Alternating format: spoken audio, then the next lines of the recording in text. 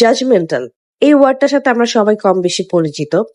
তো আমরা আজকে কথা বলবো জাজমেন্ট নিয়ে। আসসালামু আলাইকুম, welcome to my new daily blog. তো অনেকদিন পর একটা ডেইলি ব্লগ দিচ্ছি, বাট আজকে ব্লগ রিলেটেড কোনো কথা বলবো না, আজকে বলবো জাজমেন্টাল নিয়ে। তো আমরা কি করি, একটা মানুষকে দেখি তার কন্টেন্টের মাধ্যমে বা তার একটা ফেসবুকে ছবি পোস্ট দিয়ে আমরা তাকে জাজ করি। আমরা কখনো না তার পার্সোনাল লাইফে চাইলেও আমরা দেখতে পারবো না, বা কন্টেন্ট দেখে কাউকে জাজ করতে পারবো না, কিন্তু আমরা প্রায় সময় করি। এটা আমাদের একটা অনেক বড় একটা ভুল।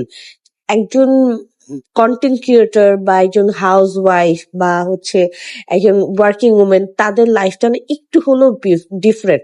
তাদের অনেক কিছু ম্যানেজ করতে হয়, সংসার সামলাতে হয়, বাচ্চা সামলাতে হয়, তাদের ক্যারিয়ারটাকেও সামলাতে হয়, তাদেরও শরীরে খারাপ লাগা থাকে, স্ট্রেস হয়, কাজের স্ট্রেস, তারপরে শরীরে নানা রকমের রোগ ব্যাধি তো থাকেই, কোমর ব্যথা হয়, মাইগ্রেন হয়, সবকিছু মিলিয়ে কেউ কিন্তু আমরা পারফেক্ট না। তারপর আমরা চেষ্টা করি একটা পারফেক্ট একটা কন্টেন্ট বানাতে, সবার সাথে শেয়ার করতে, কিন্তু সেটা দেখে আমরা কি করি, অনেক জাজ করি।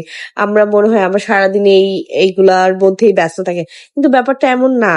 কন্টেন্টের বাইরে অনেক আলাদা একটা লাইফ থাকে, যেটা কন্টেন্টে আমরা দেখাই না বা কেউই দেখায় না। সবাই ভালোটাই আমরা দেখানোর চেষ্টা করি।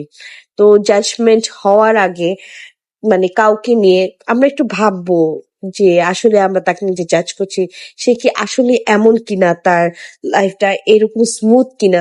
না, আমরা জাজ করব, আর যদি ভালো কিছু দেখি মাশাল্লাহ বলবো, হিংসা করব না, তাকে নিয়ে খারাপ বা নেগেটিভ থট আনবো না। আমি জানি না আমি কতটুকু সঠিক বা কতটুকু ভুল, আমি চেষ্টা করেছি আমি আমার চিন্তা বা আমার থট আপনাদের সাথে শেয়ার করতে। তো আমাকে জানাবেন, আমি ভুল হলেও আমাকে কারেক্ট করবেন, আর যদি সঠিক হয়ে থাকে আপনাদেরও মতামত জানাতে ভুলবেন না। তো এই ছিল আজকের আমার জাজমেন্ট নিয়ে কিছু কথা বা আমার চিন্তা ভাবনা। সবাই ভালো থাকবেন। আল্লাহ হাফেজ।